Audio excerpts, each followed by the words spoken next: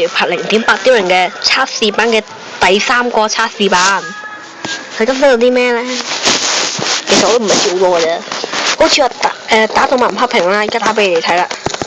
嗱，打動物唔會再黑屏啦，仲有基石啦，可以拎出嚟啦。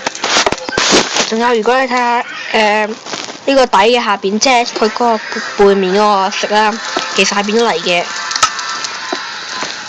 仲應該更新咗好多筆嘅，其實我都唔知。仲有呢個地圖呢，我會用嚟拍 PVP 用啦。拍 PVP 用0.8端人像更新，就測試啦。